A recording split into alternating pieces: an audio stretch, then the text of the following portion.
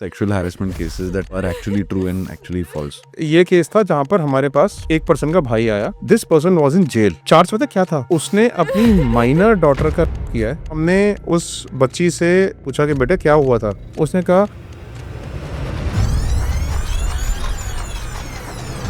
Blackmailing के भी तो बहुत केसेस होते होंगे. एक अभी केस किया है जहाँ पे 12 साल तक ये लेडी ब्लैकमेल हुई है. उसके बाद हमारे पास आई है. एक एक कन्वर्सेशन, एक एक पिक्चर, एक एक वीडियो. जब वो साथ में सोए थे, हर चीज का उसने वीडियो बना के रखा हुआ था. You know what he did?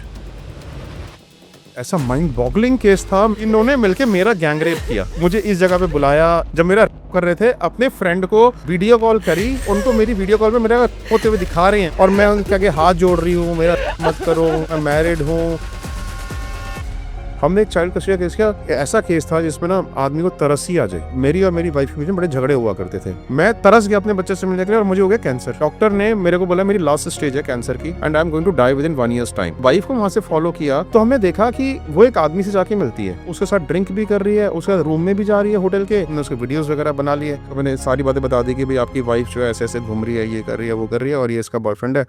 बहुत रोया, बहुत रोया. कहता है कि सर बताओ, मैं पूरी जिंदगी अपनी गिल्ट में रहा, ठीक है, कि मेरी गलती है, मेरी गलती है, और देखो क्या कर रही है. And you know that person expired within 1 week.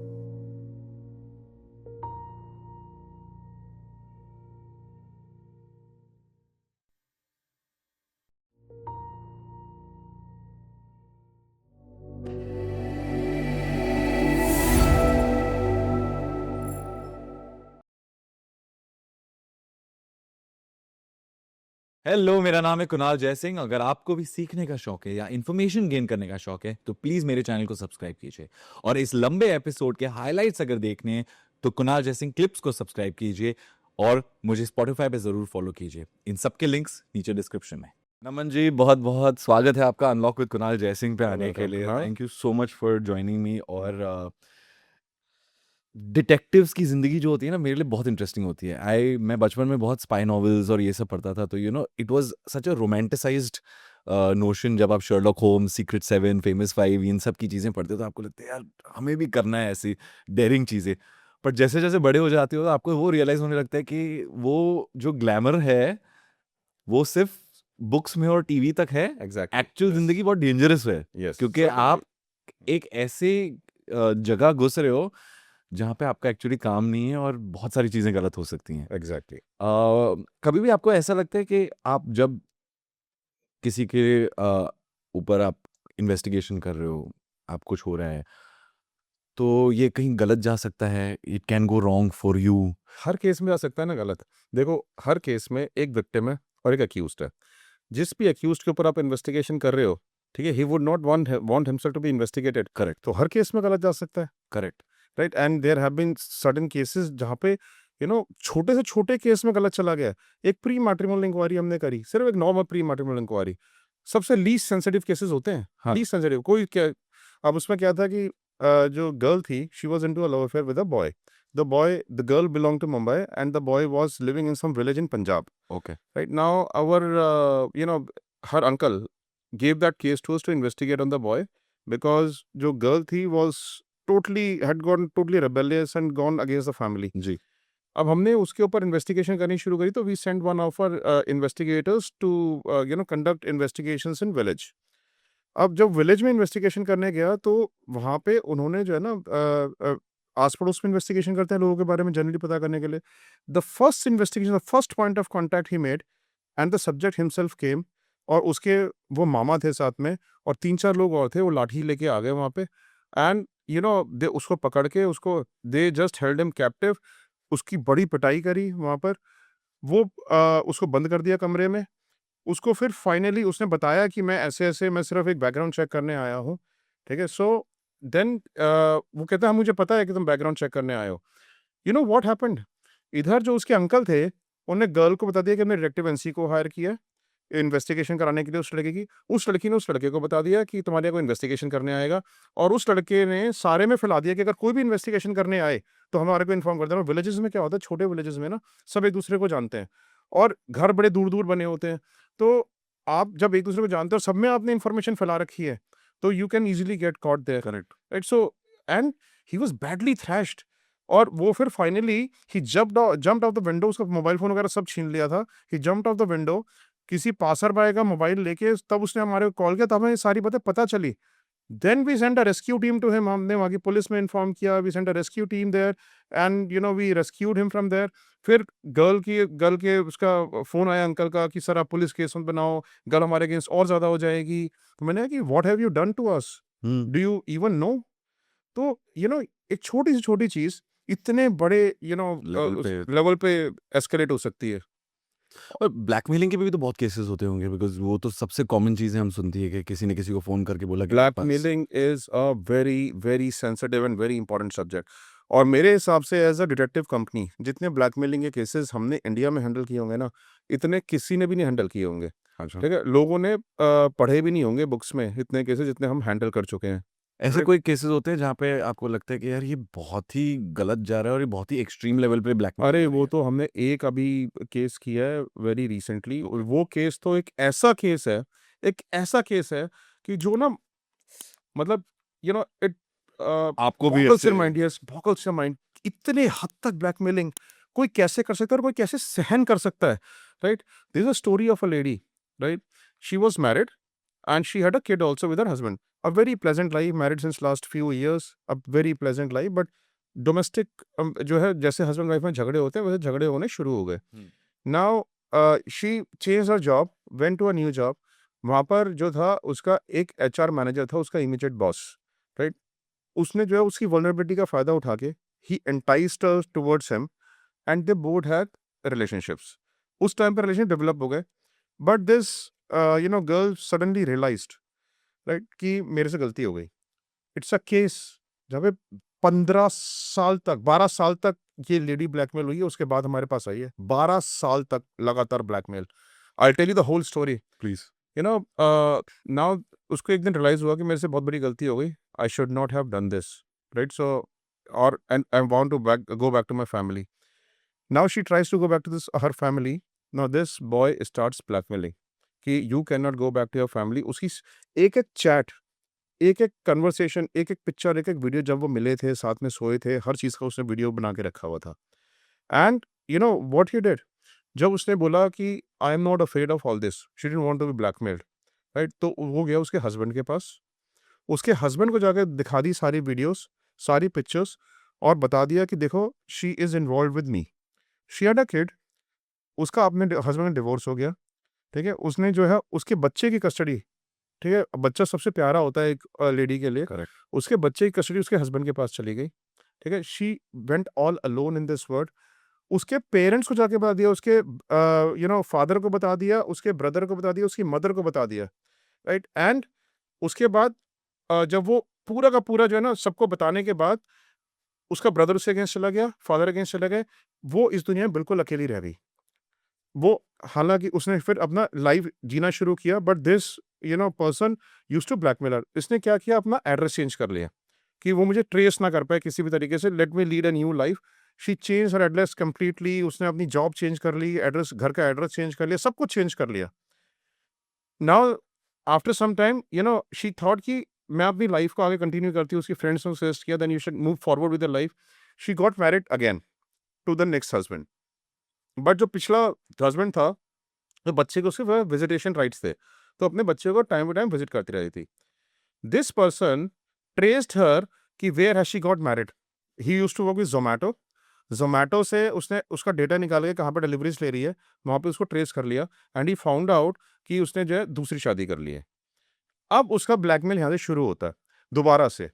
वो कहता है कि उसको दोबारा से उसका नंबर पता कर लिया ज़ोमैटो से, क्या नंबर्स वो यूज़ कर रही है, सब कुछ पता करने के बाद उसका वो एचआर रिक्रूटर था, तो उसका नौकरी से सीवी निकाल लिया नया कि वो कहाँ पे काम कर रही है। उसका एम्प्लॉयमेंट एड्रेस पता कर लिया, वहाँ पे मेल्स भेजनी शुरू कर दी, उसको मेल्स भेजनी शुरू कर दी कि now you have to come back to मी।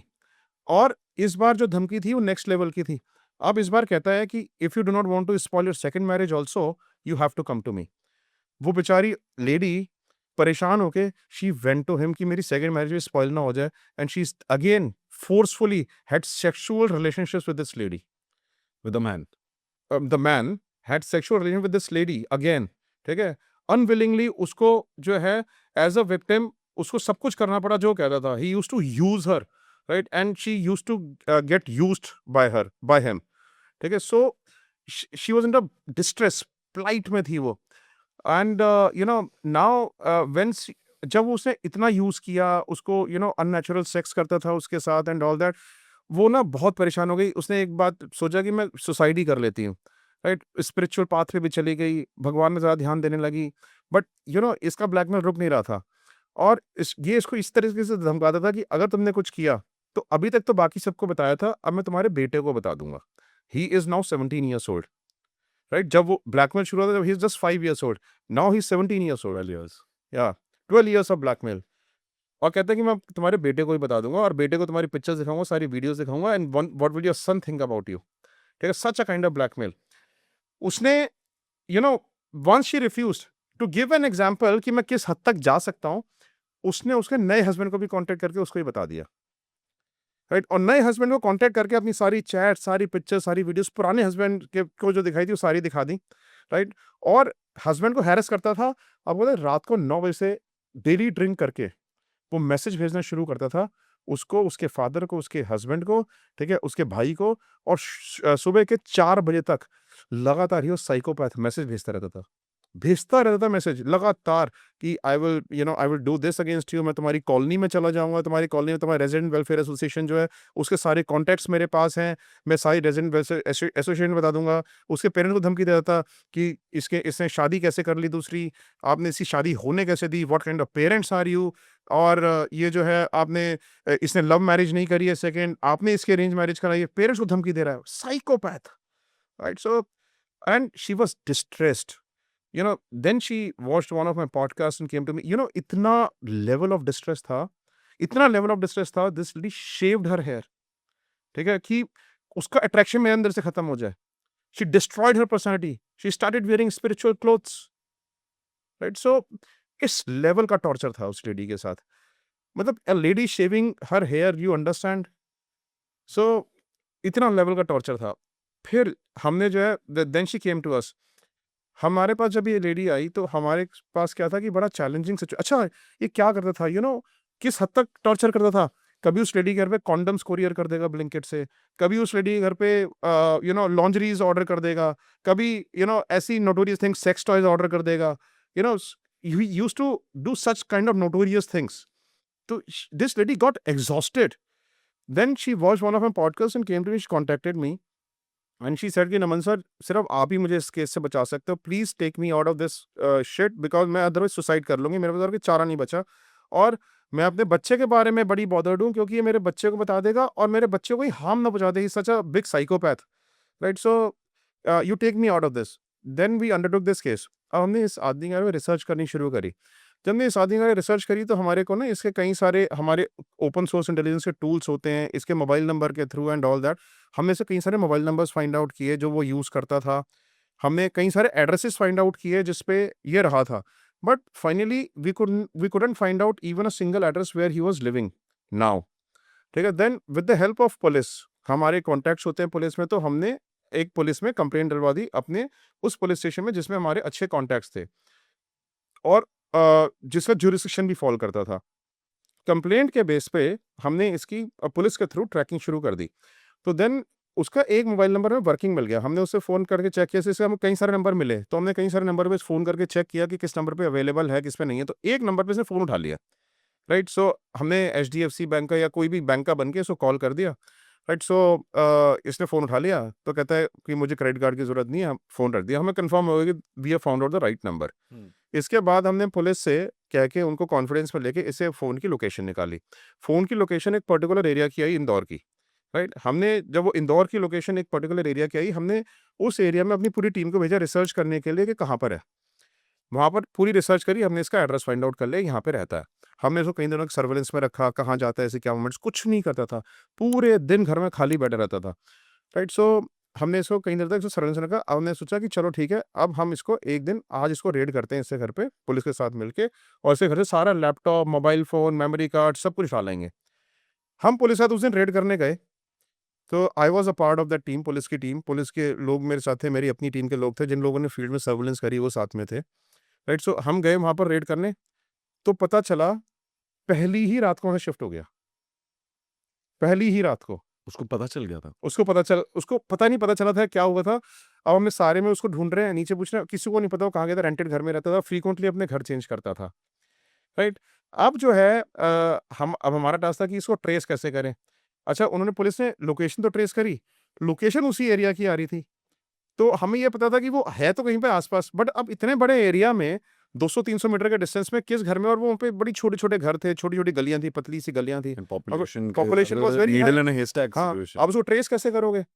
ठीक है, सो उसको ट्रेस करने के लिए फिर से पुलिस ने लोकेशन ली, but we couldn't trace him.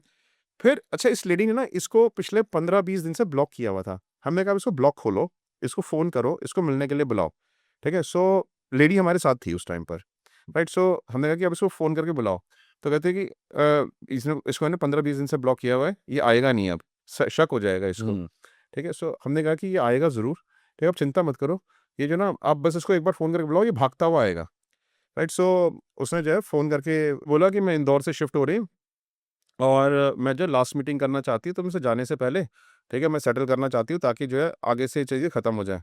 तो कहता ठीक है, तुम मेरे जो है ना घर पे मिलने आ जाओ। उसने अपने घर की लोकेशन खुद ही दे दी, एग्ज़ैक्ट।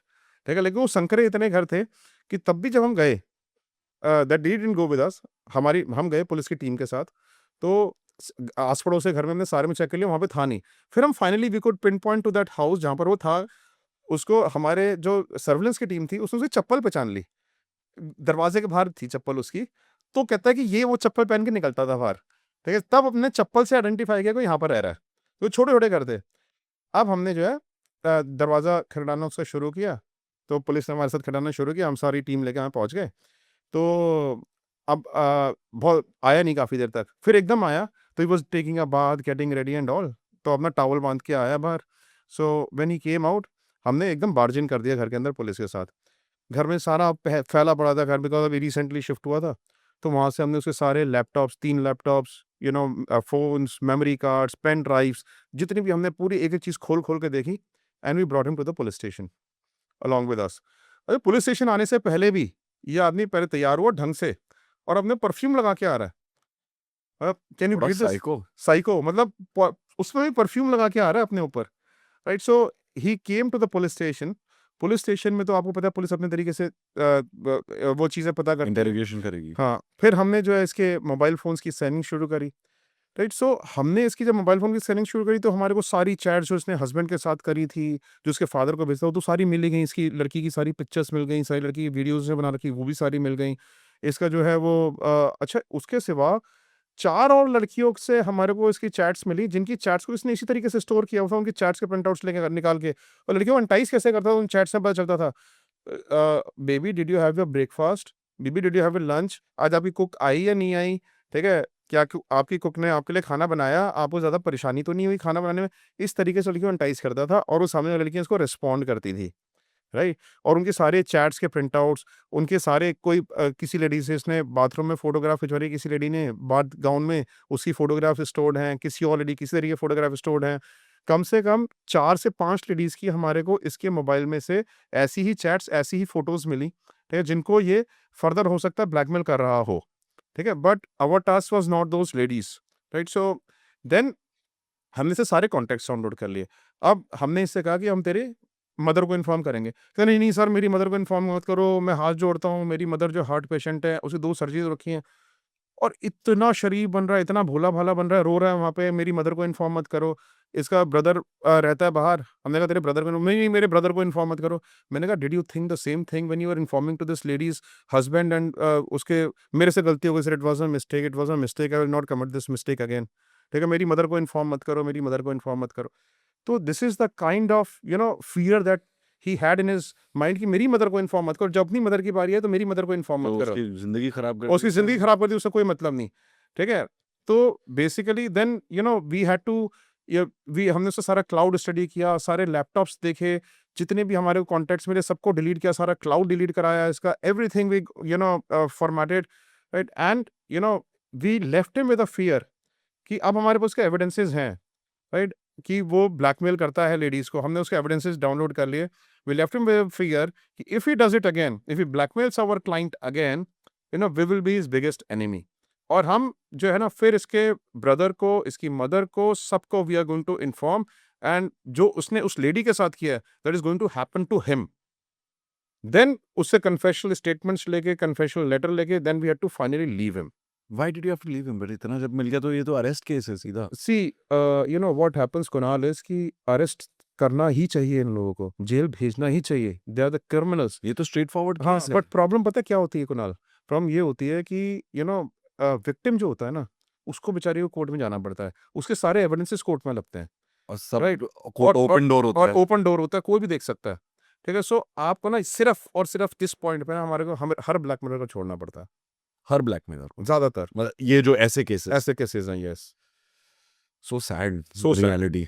एक चीज मैंने इसमें यहाँ पे समझा है कि ये मोटा मोटा ओवरऑल उसकी सेक्सुअल जो हवस में अगर वर्ड यूज करूं तो उसके लिए ही है। अगर आपने जैसे बोला कि ये 3-4 और लड़कियों के साथ सर्टेनली, किया था। सर्टेनली। एक चीज मैंने नोटिस की है कि हाँ, फिल्म इंडस्ट्री बहुत बदनाम है, you know, with all these things because public eye में। बट मुझे पता चला है, क्योंकि मेरे काफी दोस्त हैं और चीजें पता चलती, कॉर्पोरेट में ये सेक्सुअल हरासमेंट्स ये वो फिल्म इंडस्ट्री से ज्यादा या उतने ही है, खाली वो क्योंकि पब्लिक आई में नहीं है और ये सब में नहीं। ऐसा भी होता है। बहुत होता है, पता है, ऐसे ऐसे grave examples of sexual and POSH complaints के हमने कॉर्पोरेट वर्ल्ड में हैंडल किए हैं। और कुछ तो चलो रियल इंस्टेंसेस होते होंगे, बट कितने सारे अनरियल इंस्टेंसेस होते हैं जहां पर लोग ना बेनिफिट उठाने के लिए या किसी को सिर्फ टॉर्चर या सजा देने के लिए they use it, they weaponize it. और ऐसा एक केस तो ऐसा माइंड बॉगलिंग केस था, मैं उस केस को सुन के, जब मैं सुन रहा था ना, मेरा दिमाग ही हिल गया उस केस को सुन के। केस क्या था? कॉर्पोरेट पॉलिटिक्स का केस बता रहा हूँ मैं आपको, कॉर्पोरेट पॉलिटिक्स। तो there is one corporate multinational company जिसका इंडियन ऑफिस है, राइट? उसकी एक एचआर मैनेजर है। एचआर मैनेजर जो है वो एक जो है ना रॉक एचआर मैनेजर है, ठीक है? जिसको हर किसी को दबा के रखना, हर किसी को अपनी बात मनवाना लोगों से, उस तरीके की मैनेजर है। जो चाहती है वो करना चाहती है कॉर्पोरेट में। नाउ क्या होता है कि एक पर्सन है जिसको वो अपने कॉर्पोरेट में मैनेजर की रैंक दिलवाना चाहती है, लेकिन जो उसका सुपर बॉस है, वो किसी और पर्सन को लाना चाहता है, क्योंकि वो सोचता है कि ये पर्सन इनकैपेबल है, हम्म। ठीक है? ही हैज़ यू नो ये इस पोज़ीशन पे आ नहीं सकता। बट क्योंकि ये पर्सन एचआर मैनेजर के बड़ा नियर है, तो चाहती है कि वो यही आए वहाँ पर, ठीक है? इसलिए आपस में टिफ़ है, उसके मैनेजर का और इसका। तो ये पोज़ीशन जहाँ पर वेकेंट होती है।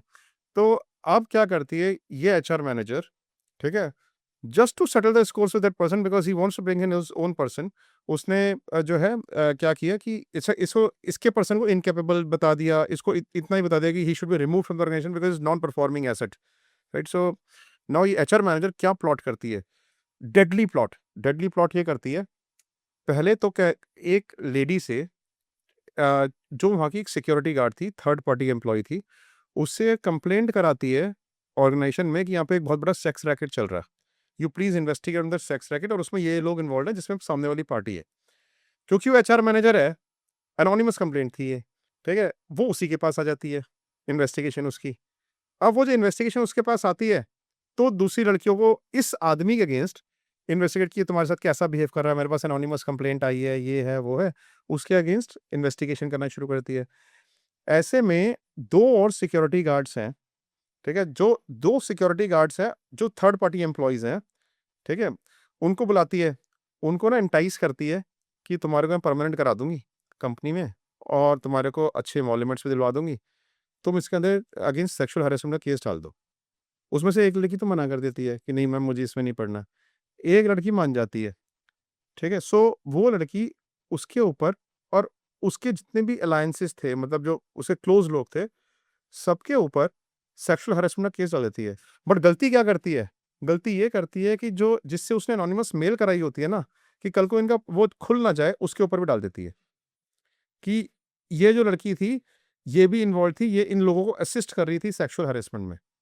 जो फर्स्ट वाली जो फर्स्ट वाली से मेल डाली होती है, ठीक है? Anonymous mail. एनोनिमस मेल, क्योंकि उसने सेक्सुअल हैरेसमेंट का केस डालने से मना कर दिया था कि मैं नहीं डालूँगी, ठीक है? तो उन्होंने कहा कि इसको भी अंदर कर लो ताकि कल को खुल ही ना पाए। ये कोई भी बोलेगी, कुछ भी बोलेगी, तो उसको विश्वास नहीं करेगा, because she herself is an accused, ठीक है? तो उसने उसका भी नाम ले दिया, और उसका भी नाम दिया, दूसरी लेडी नहीं मानी थी ना, जो दूसरी सिक्योरिटी गार्ड जो नहीं मानी थी उसका भी नाम ले दिया कि ये भी जो इन्वॉल्व है इस सेक्सुअल हैरेसमेंट के रैकेट में, और मुझे सेक्सुअली हैरेस किया जा रहा है, ये सब मिलके मेरे को सेक्सुअली हैरेस करते हैं।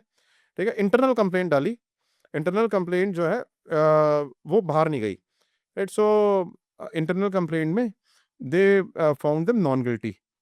ठीक है, उन्होंने कहा कि भाई हम इनके अगेंस्ट कोई एक्शन नहीं लेंगे, we found them non guilty, but अगर आपको पुलिस में अप्रोच करना है तो आप पुलिस में अप्रोच कर लो, हमें कोई ऑब्जेक्शन नहीं। She didn't approach the police.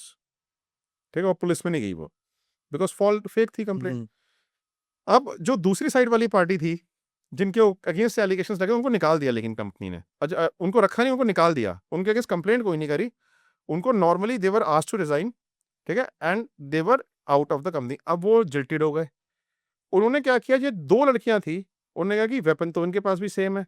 उन्होंने ये जो दो लड़कियां थी जिनको टर्मिनेट उनके साथ किया गया था, जो दोनों सिक्योरिटी गार्ड थी, उन्होंने इनको यूज करके ये एचआर मैनेजर के ऊपर और उनके जितने भी अलायंसेस थे, जो पर्सन इसको प्रमोट करना चाहिए उसके ऊपर, और एक पर्सन जो इनको असिस्ट कर रहा था उसके ऊपर, इन तीनों के ऊपर सेक्सुअल हैरेसमेंट की कंप्लेंट डाल दी, लेकिन इन्होंने पुलिस में डाल दी सीधा। अरे ठीक है, अब इसके चक्कर में ये दोनों लोग अरेस्ट हो गए जिनको प्रमोट कराना चाह रही थी, और वो उसका जो दूसरा पर्सन था जो उनको असिस्ट कर, दोनों अरेस्ट हो गए, दोनों जेल चले गए। ठीक है, इसमें से एक पर्सन जो था, इसके फादर कोर्ट में ही काम करते थे, इनकी लेकिन बेल हो गई थोड़े टाइम में।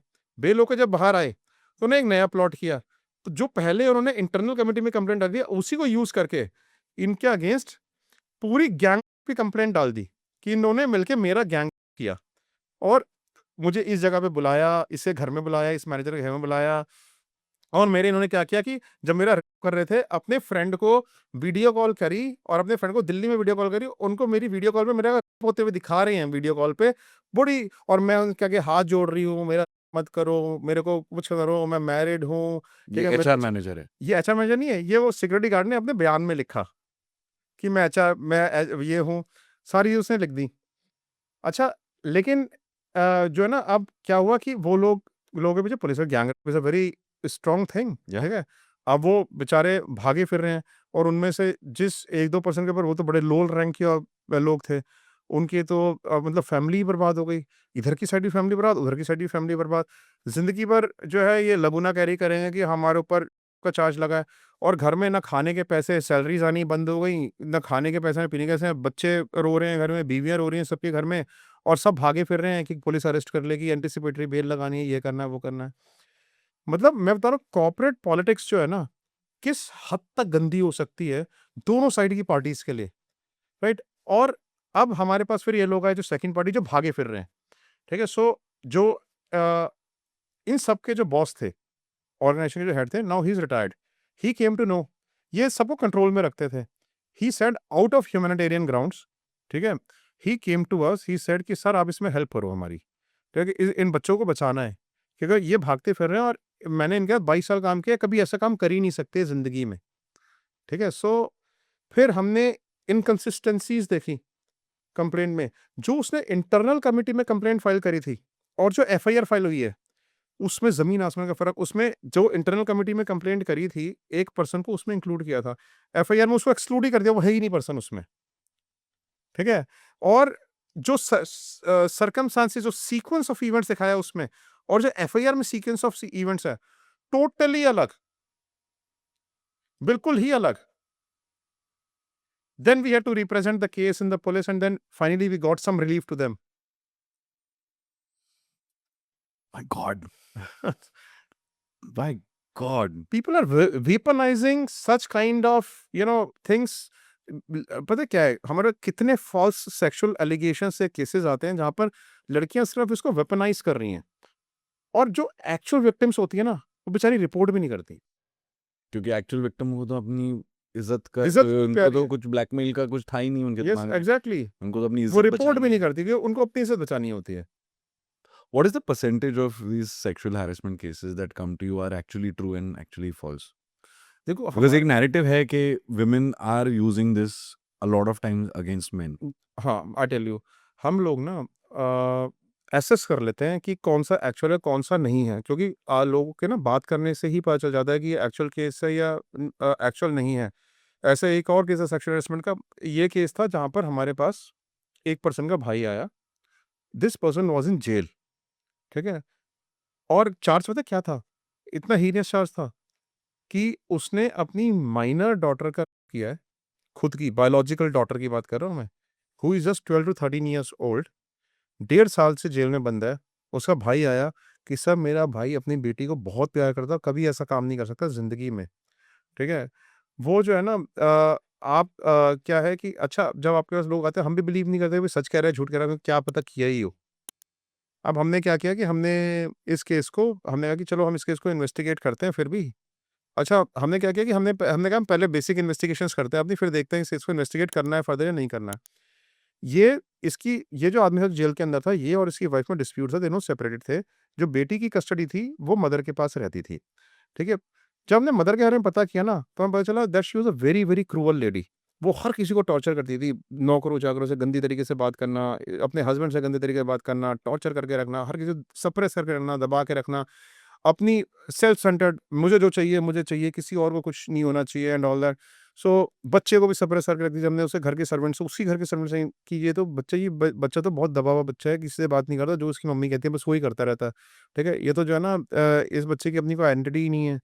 तो अच्छा हमने इस लेडी के बारे में फर्दर इन्वेस्टिगेशन करी, उसके जहाँ पर हस्बैंड था उसकी साइड से उसे आस-पड़ोस उसके घर के कहते हैं कि भैया तो बहुत अच्छे थे, ठीक है? भैया कभी ऐसा गंदा काम, घिनौना काम कर ही नहीं सकते, ठीक है? वो कहते हैं कि भई और भैया तो अपनी बच्ची के लिए जान छिड़कते थे, वो तो उसके लिए मरने तक को तैयार थे, ठीक है? सो कहता है कि और वो ही तो हैं आज तक जो उनके पैसे दे रहे हैं, उनको पाल रहे हैं, ठीक है? और कौन पाल रहा है उनको, ठीक है? सो और कहते हैं कि भैया हमने जब भी जिससे भी इन्फॉर्मेशन करी ना everyone was so positive and finally हमने जब इस केस को इन्वेस्टिगेट किया, हमने क्या किया कि बच्चा बहुत दबा हुआ था, हमारे को कोई चांस नहीं मिल रहा था बच्चे से मिलने का।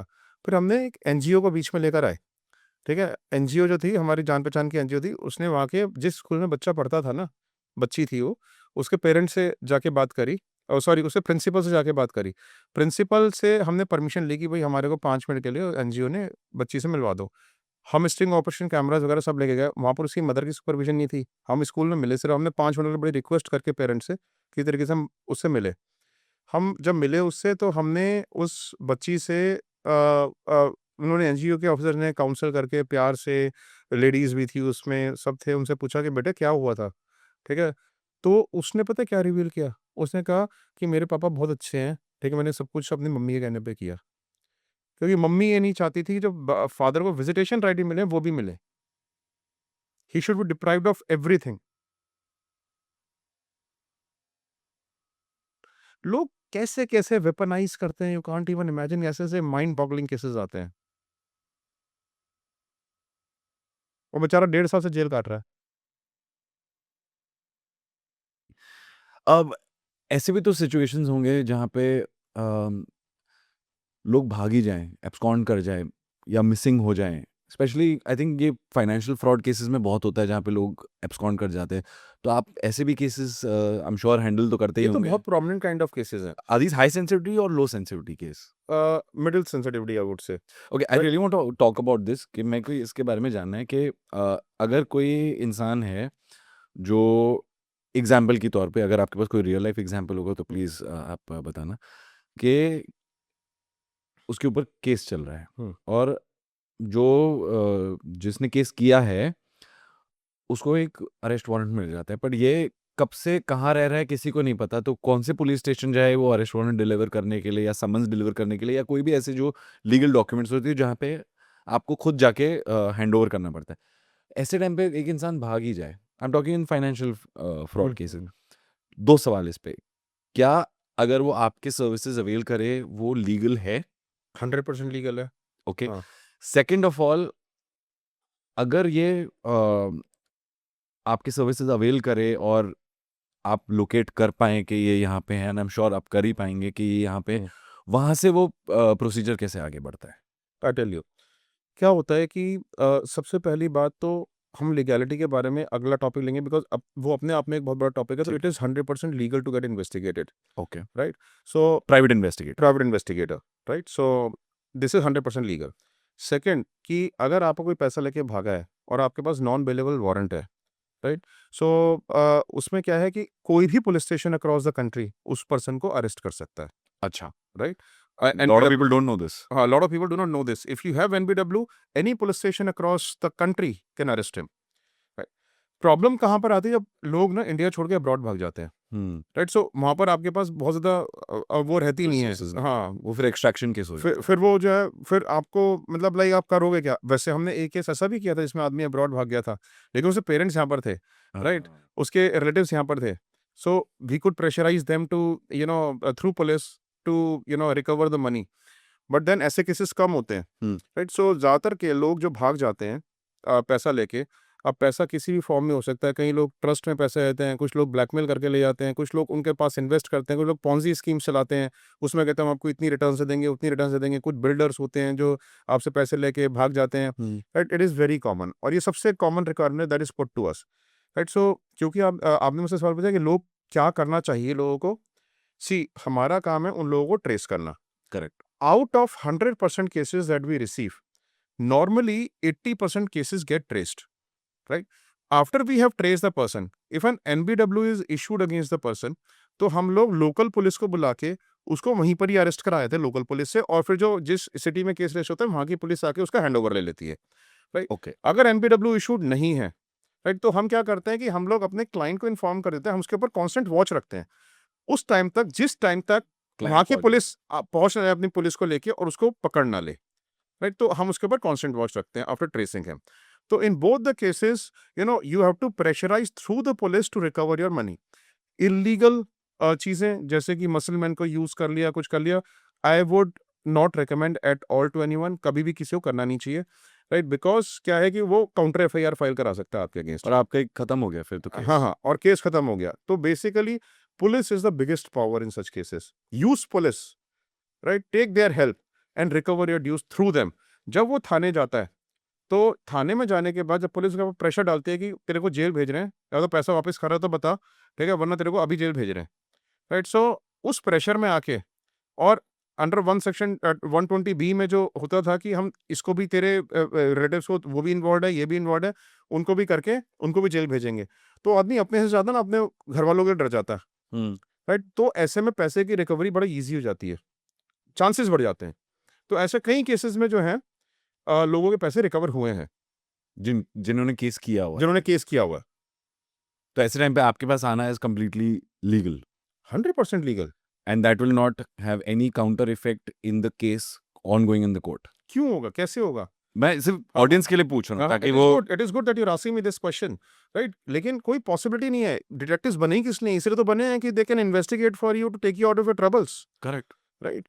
सो now that you ask me about legality, I want to ask you this. हाँ, What are the legal structure for a private बहुत detective? इंपॉर्टेंट क्वेश्चन है। देखो, लीगैलिटी के बारे में ना कोई आपको एक्सप्लेन नहीं करेगा, मैं आपको प्रॉपर एक्सप्लेन करता हूँ लीगैलिटी। और लीगैलिटी क्या होती है, प्रिवेसी क्या होती है, ठीक है? क्योंकि लोग बोलते हैं फिर प्रिवेसी में इन्फ्रिंज कर दिया डिटेक्टिव्स ने, प्रिवेसी में इन्फ्रिंज करते हैं। नो, ठीक है, मैं आपको दोनों की डेफिनेशन बताता हूँ। हाँ। पहली बात लीगैलिटी, ठीक है? Are we a legal body? We are 100% legal body. Why we are a legal body? Point number 1, we are registered with Government of India through ROC, Registrar of Companies, Okay. right? So Registrar of Companies है हमारे memorandum and articles of association में clearly mention है हम क्या क्या activities undertake कर सकते हैं as a private investigation company which is in passed by ROC, right? Obviously अगर आप ये बोलोगे कि भाई we are into selling of drugs, we are going to rob someone's house, is ROC going to pass it? No. Right? So but if you are mentioning that we are going to investigate in the cases of matrimonial adjudication, if we are going to investigate in case of corporate espionage, we are going to investigate in such and such, हमने अपने वो लिख रखे हैं, terms लिखे हैं, क्या क्या investigation कर सकते हैं, and it has been passed by Government of India, which makes you 100% legal first of all. Second, we are registered with GST, ठीक है, which earlier was service tax. Correct. तो उसमें हम we are registered as a private investigation services providing company, और इसकी अलग से heading government ने बना रखी है। इसका जिसका HSN कोड है 998521, ये इंटरनेट पे कोई भी चेक कर सकता है। उसमें भी क्लियरली प्राइवेट इन्वेस्टिगेशन कंपनीज की डेफिनेशन मेंशन्ड है कि प्राइवेट इन्वेस्टिगेशन कंपनीज वो कंपनीज होती हैं जो अपने क्लाइंट्स को प्राइवेट इन्वेस्टिगेशन सर्विसेज प्रोवाइड कर दी on a charge of their fee, ठीक है? So which makes you completely legal again. Third, micro small and medium enterprise, MSME में भी प्राइवेट इन्वेस्टिगेशन एजेंसीज जो अपने आप को रजिस्टर कराती हैं, जहां पर clear under the heading of private investigation agencies अपने आप को रजिस्टर कराती हैं, और आपको गवर्नमेंट उद्यम सर्टिफिकेट इशू करती है as a private investigation company, तो how come can you be illegal, right? So this is one thing कि you are a legal body.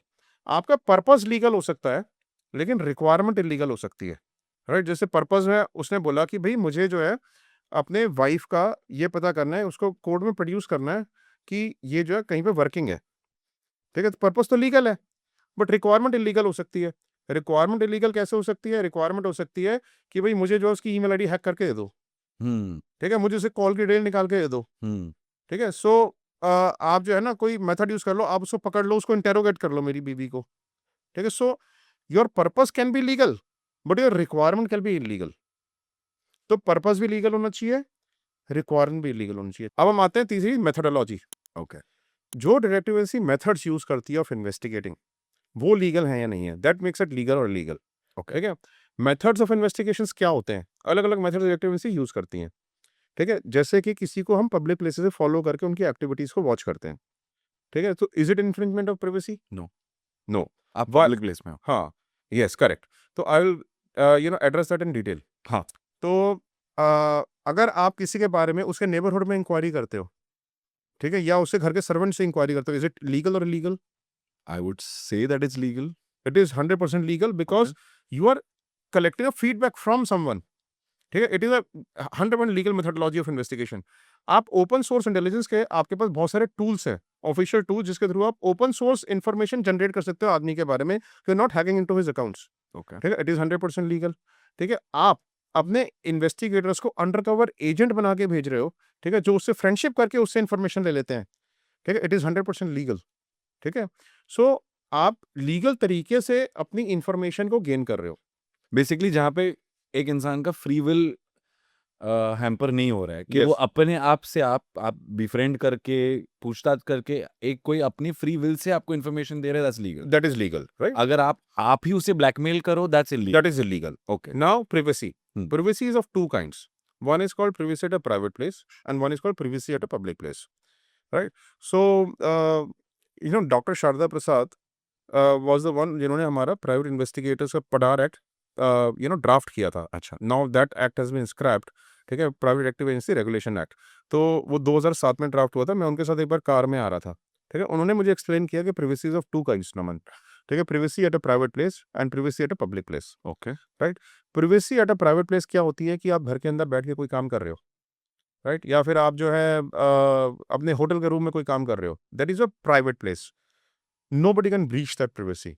But privacy eight public place, आप कॉफी शॉप में बैठे हो, आप restaurant में बैठे हो, आप मॉल में घूम रहे हो, राइट? सो आप सड़कों पे घूम रहे हो, that is a publicly available information, everybody is watching you around, right? So जब आप पब्लिकली अवेलेबल इंफॉर्मेशन को is not actually the breach of privacy, okay right? Privacy at a public place is a publicly available information. CCTV cameras भी लगे हुए हैं चारों ओर ऐसे तो, करेक्ट राइट? सीसीटीवी कैमरास भी आपको कैप्चर कर रहे हैं, is it a breach of privacy? Not at all not at all, right? So आप पब्लिक प्लेसेस पे अगर आप वीडियोस बना रहे हो तो इट इज 100% लीगल। अब हम जब एक्स्ट्रा मैरिटल अफेयर केसेस होते हैं तो आदमी होटल के अंदर जा रहा है और वहां से बाहर निकल रहा है, हम इतने वीडियोस बना देते हैं, राइट? कि अपने पार्टनर को लेके वो गया तो that can be produce in the court of law. Mall में घूम रहा है, रेस्टोरेंट में घूम रहा है, सिनेमा हॉल में जा रहा है, कार में घूम रहा है, पब्लिक प्लेसेस, तो उन सब पब्लिक प्लेसेस के वीडियोस बनाते हैं विच प्रूव्स कि सर्कमस्टेंशियल एविडेंस ऑफ एडल्टरी है, क्योंकि आदमी की बॉडी लैंग्वेज चेंज आती है। वो कभी उसको वेस्ट से होल्ड करके चल रहा है गर्ल को, ठीक है? कभी गर्ल उसके शोल्डर पे लीन कर रही है, कभी they are publicly kissing each other, ठीक है? या फिर public display of affection affection PD can easily prove कि it is a friendship which is beyond a normal friendship. and plus you're entering a hotel room Yes, and is plus you're entering a hotel room, right? So this is privacy at a private place and privacy at public place. So we are not breaching privacy also. लोग कहते हैं कि ये लोग भी privacy में infringe करते हैं, no, ठीक है? We investigate for legal purposes only and for ethical purposes only. No unethical purpose is ever entertained. No illegal purpose is ever entertained. हम्म ठीक है? हम्म तो मैंने आपको क्लियर, तो यही चीज अगर आप रूम के अंदर कुछ कर लो that becomes illegal that becomes illegal. But ऐसे भी तो होता होगा ना कि आप रूम्स बग करते हो या कुछ करते हम हो नहीं करते, अच्छा क्लाइंट करता है खुद, ओके राइट? अब मेरा घर है, मैं अपने घर में, मेरी ओनरशिप है, मैं अपने घर में बग लगा दूं क्योंकि मेरी ओनरशिप है, मेरा एसेट है।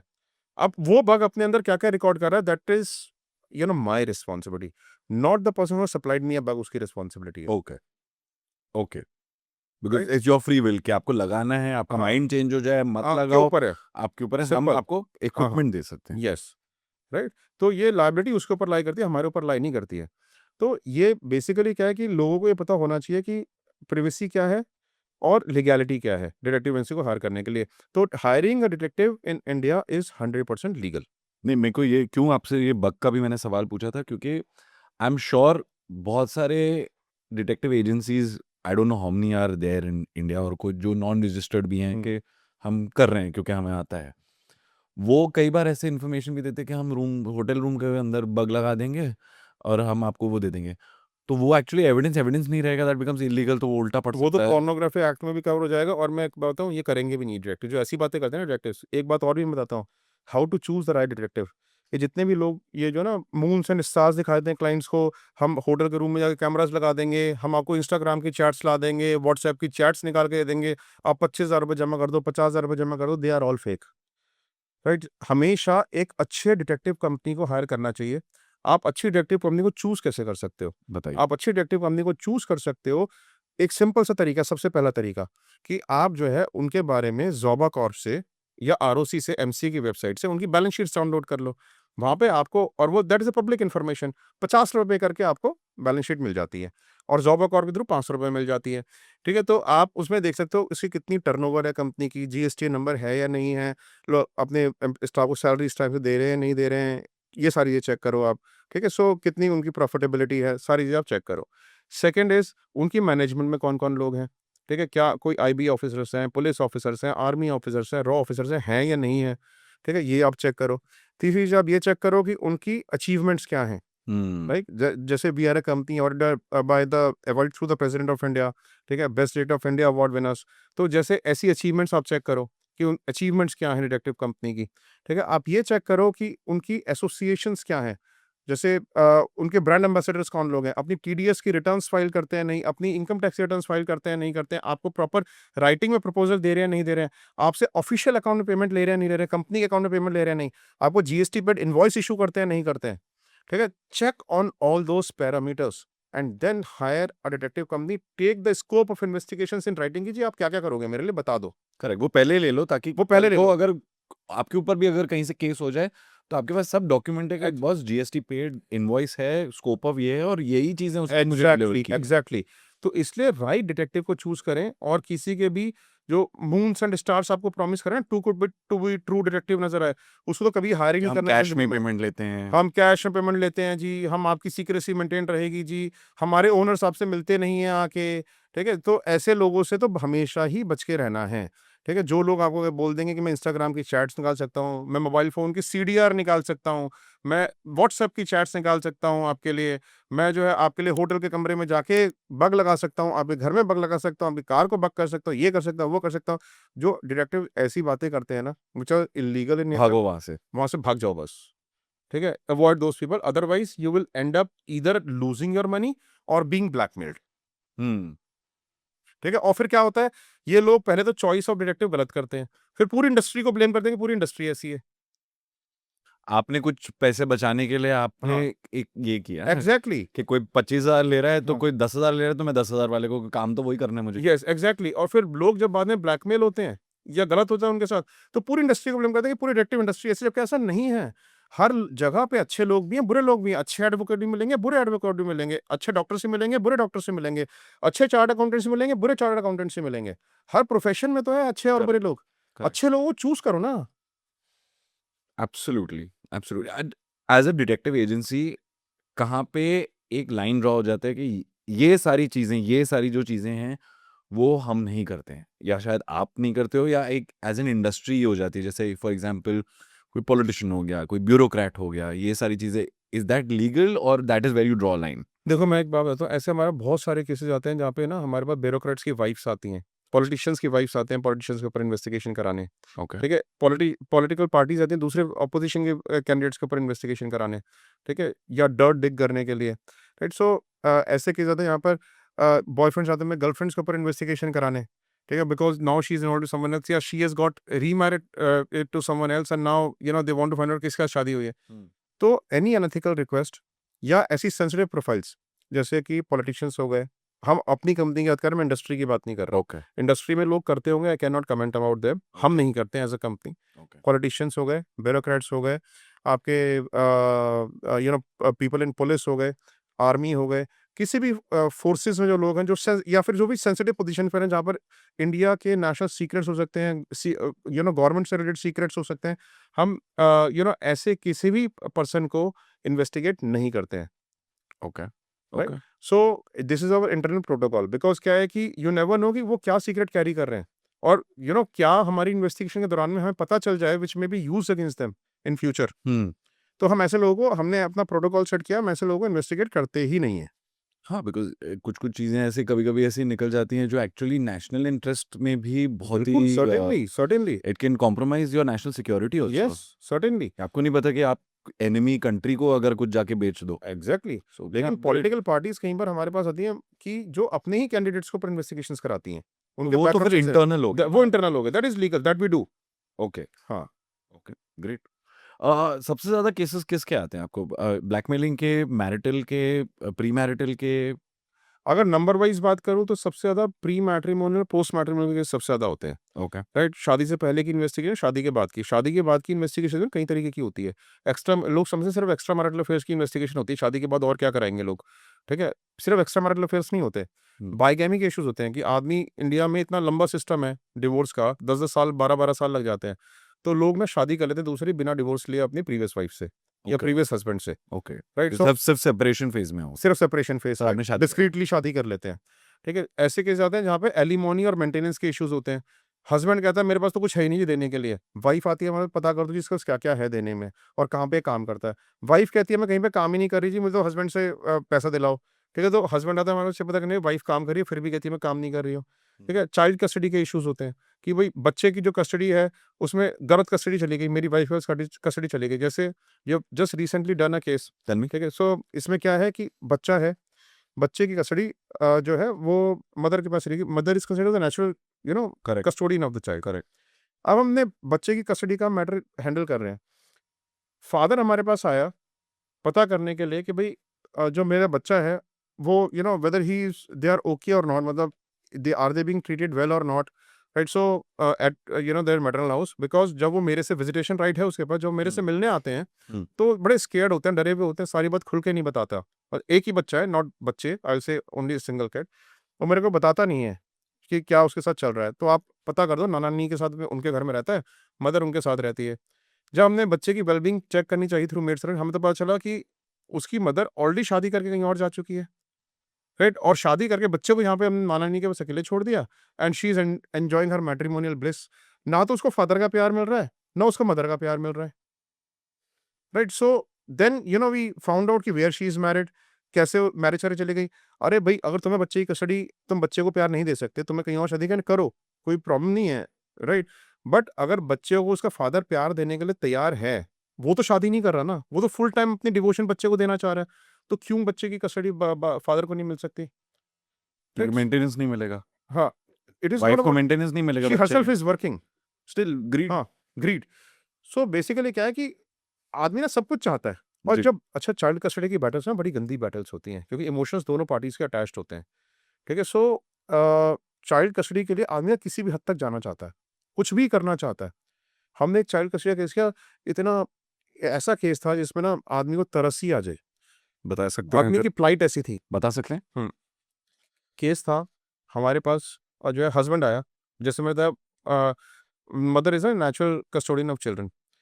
वो केस आया हमारे पास, कहता है कि जी मेरी और मेरी वाइफ के बीच में बड़े झगड़े हुआ करते थे, हम दोनों बड़े फ्रीक्वेंट फाइट्स करते थे एंड ऑल दैट, और हमारे बच्चा भी था हमारे, मुझे लगता था कि मेरी जो बेटी है उसका बड़ा नेगेटिव इम्पैक्ट पड़ रहा है हमारी फाइट्स की वजह से। राइट, एंड मैं जो है ना, मैं चाहता हूँ कि मैंने ये सोचा उस टाइम पे कि इतनी फाइट्स हो रही हैं, बच्चे के ऊपर गलत इंप्रेशन पड़ रहा है, तो मैंने कहा कि भाई हम सेपरेट हो जाते हैं, कोई बात नहीं। ठीक है, कम से कम बच्चे के ऊपर गलत इंप्रेशन नहीं पड़ेगा। कहते हैं कि उसने भी हैप्पीली एक्सेप्ट कर लिया कि ठीक है मैं सेपरेट हो जाती हूँ, तुम रहो। कहते हैं लेकिन little did I know at that point of time कि मुझे उसके बाद मेरे बच्चे से मिलने ही नहीं देगी। ठीक है, कहते हैं कि उसके बाद उसने मेरे को मेरे बच्चे से मिलने ही नहीं दिया। ठीक है, और मैं तरस गया अपने बच्चे से मिलने के लिए, और मुझे हो गया कैंसर अब। ठीक है, डॉक्टर ने मेरे को बोला मेरी लास्ट स्टेज है कैंसर की, and I am going to die within 1 years time. ठीक है, कहते हैं कि नमन जी वो मुझे मिलने देती नहीं है। ठीक है, कोर्ट में जो है ना इस टाइम पे मेरे में हिम्मत भी नहीं है क्योंकि मैं बेड पे हूँ, ठीक है? मेरे को इतने तो कभी कीमोथेरेपी के जाना, कभी किसी लिए मैं फाइट भी नहीं कर सकता कोर्ट में इस टाइम पे केस अपना, ठीक है? आप मुझे सिर्फ इतना कर दो, उस बच्चे की ना मुझे वीडियोज़ ला दो और फ़ोटोज़ ला दो, मैं जो है ना उनको देखना चाहता हूँ अपने बच्चों को, मेरा बच्चा अब दिखता कैसा है, कैसा लगता है, ठीक है? कि खुश है, नहीं है? और मैं ना अपने तकिए के नीचे रख के ना उसको शांति से मरना चाहता हूँ। This is what he came us for. हमने उससे बोला कि हम ये केस प्रो बोनो करेंगे, ठीक है? हम आपसे कुछ भी चार्ज नहीं करेंगे इस केस में। तो क्योंकि हमारे को भी ना इमोशंस आ गए उसकी तरफ, फिर हमने उसके लेडी के ऊपर उसकी वेलबींग चेक करने की कोशिश करी, उस बच्चे की वेलबींग चेक करने की कोशिश करी। तो अब हमने देखा कि अच्छा क्या होता है कि जब आप ना चाइल्ड कस्टडी के मैटर्स में जाते हो तो आपको ये नहीं पता होता कि बच्चे को कई बार ना पेरेंट्स अलग रख देते हैं और खुद अलग रह रहे होते हैं। हुँ। तो जब हम फॉलो करते हैं तो हमें पेरेंट को फॉलो करना बड़ा ज़रूरी होता है कि बच्चे को कहीं और तो नहीं रखा हुआ है इसने। तो हमने 3-4 दिन तक उस घर के ऊपर वॉच रखी जहाँ पर उसकी बीवी रहती थी। वहाँ बच्चा बाहर नहीं निकला। तो हमने सोचा कि शायद हो सकता है कि इसने वाइफ़ ने बच्चे को कहीं और ना रखा हुआ हो। तो हमने वाइफ़ को वहाँ से फॉलो करना शुरू किया। हुँ। जब हमने वाइफ़ को वहाँ से फॉलो किया, तो हमने देखा कि वो एक आदमी से जाके मिलती है और आदमी के साथ मिल रही है, उसके साथ ड्रिंक भी कर रही है, उसके साथ रूम में भी जा रही है होटल के, उनके साथ टाइम एन्जॉय कर रही है। हमने उसके वीडियोज़ वगैरह बना लिए। अच्छा, अब हम जो है 5-6 दिन हमने फॉलो किया, उसका 5-6 दिन का यही शेड्यूल, रोज़ drinking, everyday she is drinking, बच्चे ज़्यादा टाइम ही नहीं स्पेंड कर रही है। सुबह से लेके रात तक तो उसी आदमी के साथ है, वो 10-10, 11-11 बजे आ रही है रात को, ठीक है? एंड बच्चा is lying ignored at home. So हमने जो है ना फाइनली, बट थोड़े दिन बाद जब वो बच्चा बाहर निकला, ठीक है? किसी नौकर-चाकर के साथ, तो जो है हमने उसके वीडियोज़ बना लिए। हमने घर की जो मेड सर्वेंट्स हैं उनका इंटरव्यू किया, उनका भी एक वर्ज़न रिकॉर्ड कर लिया कि भई बच्चा कैसे ट्रीट किया जाता है अंदर। तो उन्होंने, अरे ये तो बहुत ज़ालिम माँ है, तो बड़ी क्रूअल है, ये तो कुछ नहीं करती बच्चे के लिए, वो बेचारा भूखा पड़ा रहता है, ठीक है? वो खाना ही माँगता है, कहता है मेरे बस की नहीं है, बाहर से मँगा ले, ठीक है? ऐसा करती है बच्चे के साथ, ठीक है? और वो जो है ना वो बाहर एन्जॉय कर रही है उसके साथ। अब हमने जो है ना फर्दर इन्वेस्टिगेशन करी इसकी मदर के बारे में, तो ये पता चला कि इसकी जो मदर थी, ये जिस बॉयफ्रेंड के साथ अपने घूमती थी, ये बॉयफ्रेंड इसका कॉलेज टाइम से है। And all throughout the marriage, she was having this boyfriend which her husband didn't know. And we found out कि एक्चुअली में उनकी फाइट्स का रीज़न कुछ और नहीं था। वो सोचता था कि मैं फाइट का रीज़न, वो गिल्टी था अपने आप में। एक्चुअली में फाइट्स इस लड़के की वजह से होती थी, उन दोनों के बीच में, right? And it was a pathetic situation. अब जो है ना ये सारी इन्फॉर्मेशन हमें मिली। ये सारी इन्फॉर्मेशन, ठीक है, हमने मेरे मन में डिलेमा भी था कि हमारा तो बच्चे की वेलबींग चेक करना ऑब्जेक्टिव था, लेकिन क्या ही हमें हस्बैंड को रिवील करनी है सारी बातें, लेकिन हमारा काम था, हमने कहा कि भाई बच्चे की एक्चुअल चीज़ तो बता दें इन्हें सारी बातें। तो मैंने सारी ना बातें उसको अनमने ढंग से बता दी, ठीक है? शायद मेरी गलती थी या वो क्या था, उसको मैंने सारी बातें बता दी कि भाई आपकी वाइफ जो है ऐसे-ऐसे घूम रही है, ये कर रही है, वो कर रही है और ये इसका बॉयफ्रेंड है। तो यही बताया कि all throughout the marriage he was her boyfriend. तो और वो कहता है कि वो बहुत रोया और ना गिल्ट में आ गया। कहता है कि सर बताओ, मैं पूरी ज़िंदगी अपनी गिल्ट में रहा, ठीक है? कि मेरी गलती है और ये देखो क्या कर रही है। And you know that person expired within 1 week. ये इसी में कहता हूँ कि in your line of work या आपको एक स्टील या टाइटेनियम का जिगरा चाहिए, हार्ट चाहिए, एग्ज़ैक्टली। क्योंकि आई एम श्योर ऐसी-ऐसी चीज़ें रिवील होती हैं, जहाँ पे एक होता है ना कि इंसान की सोच जहाँ खत्म होती है, खुराफात की सोच वहाँ से शुरू शुरू होती है। होती है, यस। एक इंसान सोच रहा है कि अफेयर है, बॉयफ्रेंड है, गर्लफ्रेंड है, हुँ, ये है, वहाँ है। I mean exactly. And unfortunately like a case like this can't even be filed like with intent to murder. हाँ, मतलब ये कि एक इंसान इतना स्ट्रेस था कि उसकी बॉडी गिव अप कर गई, कैंसर हो गया, और जब ये इन्फॉर्मेशन मिली, वो he couldn't just take morally अगर देखा जाए तो this is as good as it's a tortured crime. Murder. Yes, exactly, कि लंबे समय तक जैसे प्रिजनर्स ऑफ वॉर को करते हैं या कोई इसका अलग, एग्ज़ैक्टली। कि उसको टॉर्चर करते रहो करते रहो करते-करते करते मर ही रहो, जाए वो। मर ही जाए वो। हुँ, वैसे I mean I don't even know what to say. I understand, yeah. Okay, tell me, जब एक इंसान आपके पास pre marital, mainly I think is the thing where you want to know, arrange marriage हो या लव मैरिज हो, आपको families को ज्यादा जानना होता है, क्योंकि जो बॉयफ्रेंड गर्लफ्रेंड है वो तो आई एम श्योर कुछ टाइम से साथ में रहते हैं। हाँ, तो एक इंसान को क्या-क्या बैकग्राउंड चेक्स करने चाहिए ताकि आपको पता है कि आप जिस बेटी को घर ला रहे हो या अपनी बेटी जिसके घर में दे रहे हो हुँ, या बेटे जो सेम थिंग मेल और फीमेल, हुँ।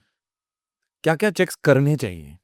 देखो, सबसे पहली बात तो आई विल करेक्ट यू कि जहाँ पर लव मैरिज है ना, वहाँ पे भी इन्वेस्टिगेशन ज़रूर होनी चाहिए। और हमने कितने ऐसे केसेज़ में, लव मैरिज के केसेज़ में ऐसी-ऐसी इन्फॉर्मेशन पाई है, जो कि आदमी अपने आप को फेक करते हैं, लव मैरिजेज़ में भी, ठीक है? I will give you a case study later, but I will tell you कि क्या-क्या चेक्स होने चाहिए। इम्पोर्टेंट क्या होता है चेक करना? आदमी का कैरेक्टर, कि वो किसी और के उसका इन्वॉल्वमेंट तो नहीं है, पास्ट में शादी होके, एंगेजमेंट होके टूटी तो नहीं है, उसकी हैबिट्स कैसी है, कि बहुत ज़्यादा ड्रिंक तो नहीं करता है, स्मोक तो नहीं करता है, ड्रग्स वगैरह तो नहीं लेता है, उसकी मेडिकल हिस्ट्री कैसी है, कि डी से सफ़र तो नहीं कर रहा है, कोई साइकोलॉजिकल डिसऑर्डर तो नहीं है, कोई फिजिकल डिसेबिलिटी तो नहीं है, हुँ, उसके अगेंस्ट उसकी फैमिली में किसी क्रिमिनल बैकग्राउंड तो नहीं है, कोई लिटिगेशंस तो नहीं चल रहे हैं, उसका एजुकेशनल बैकग्राउंड कैसा है, उसकी एक्चुअली में इनकम वो है या नहीं जो वो शो कर रहा है, उसके एसेट्स कितने हैं, उसके conduct, behaviour, nature, social reputation कैसी है, पेरेंट्स का नेचर, कंडक्ट, बिहेवियर कैसा है, क्योंकि अलायंस फैमिलीज़ का होता है, उनकी सोशल रेपुटेशन कैसी है, उनका फाइनेंशियल प्लेसमेंट कैसी है, बहुत ज़्यादा इंटरफियरिंग तो नहीं है बॉय की लाइफ में, कि कल को मैरिज ना चलने दें, हुँ, या गर्ल की लाइफ में, दोनों साइड से होती है चीज़ें चेक, राइट? सो ये सारी ये चेक करना बड़ा ज़रूरी है। उनके कोई बैंक्स को डिफ़ॉल्ट तो नहीं किया हुआ है, राइट? सो जस्ट अभी हमने एक केस किया, उसने 16 बैंक्स को डिफ़ॉल्ट किया हुआ था।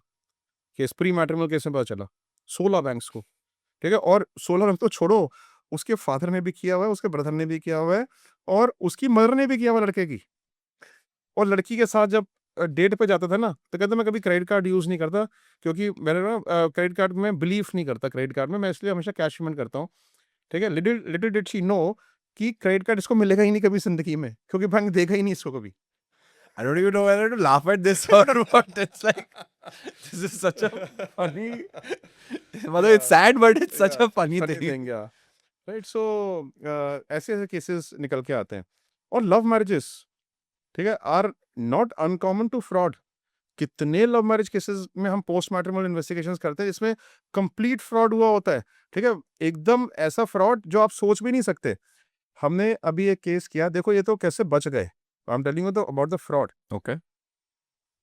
ये लड़का और लड़की मिले ऑस्ट्रेलिया में, ठीक है? They had fallen in love with each other, and boy belongs to a very rich family. दोनों लड़का-लड़की जो है आपस में एक लिव इन रिलेशनशिप में रहना शुरू कर दिया, वहाँ पे ऑस्ट्रेलिया में। They both were studying together. लड़का बहुत रिच फैमिली से, बिज़नेस क्लास ट्रैवल करता है, एक्सपेंसिव कपड़े पहनता है, एक-एक जैकेट 2-2 लाख रुपए की होती है उसकी। इट्स So एंड rich एक life. वहाँ पर एक स्पोर्ट्स कार खरीदी है उसने अपनी ऑस्ट्रेलिया में. ऑस्ट्रेलिया में, तो Rich life. Rich life, right? So the girl is also equally rich, right? So everything is going perfect. अब थोड़े टाइम बाद, ठीक है, व्हेन दे पास जब उनकी ग्रेजुएशन हो जाती है, पोस्ट ग्रेजुएशन के लिए जाते हैं एंड ऑल दैट, तो शी डिस्क्लोजेस हर पेरेंट्स कि भई मुझे शादी करनी है। तो parents were also happy seeing the profile of the, कहते हैं भाई अच्छी चॉइस होगी, हमें क्या दिक्कत है, रिलीजन तो मैटर नहीं करती है, लेकिन प्रोफाइल अच्छी होनी चाहिए, प्रोफाइल इज़ गुड। तो कहते पेरेंट्स से मिलवा दो। तो बॉय की मदर आके मिली उनसे।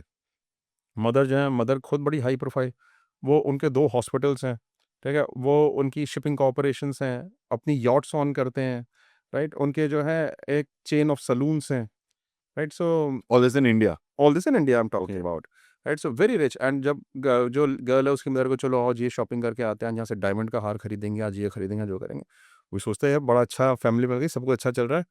तो अच्छा, लेकिन वो जो है ना, उन्होंने भी मेरा एक पॉडकास्ट देख लिया जिसमें मैंने बोला था कि pre matrimonial investigation is a must. अब वो पॉडकास्ट देखने के बाद उन्होंने कहा कि चलो एक बार जब कह रहे हैं तो करा ही लेते हैं, कराने में क्या जाता है, ठीक है? एक बार का रिकन्फर्म हो जाएंगी चीज़ें। दे जस्ट केम टू मी कि भाई आप ना एक बार प्री मैट्रिमोनियल चेक कर दो कि बस सब ठीक है नहीं है। उन्होंने मुझे प्रोफाइल बताई, तो मैंने कहा कि ठीक है कर लेते हैं, मुझे ये प्रोफाइल अच्छी लगी। But once we started investigating the case, एक के बाद एक लेयर खुलती चली गई। You know what? Mother was staying in a 3 bedroom house, right? Father was staying in the same colony in another 3 bedroom house. Mother और father में dispute है, फादर अपनी मदर के साथ रहते हैं, ये मदर जो है ये अकेले रहती हैं, ठीक है? मदर जो है, जिस हॉस्पिटल की मालकिन अपने आप को बताती हैं, वहाँ से 92,000 रुपीज़ पर मंथ की सैलरी लेती हैं, राइट? और जो है जो मदर हैं, वो जिस घर से यहाँ पर अभी रिसेंटली शिफ्ट हुए हैं, जिस घर में रहते थे, वो स्लम्स है। They are just slums, right? Slum से शादी करने की वजह से इस घर में शिफ्ट हुए हैं।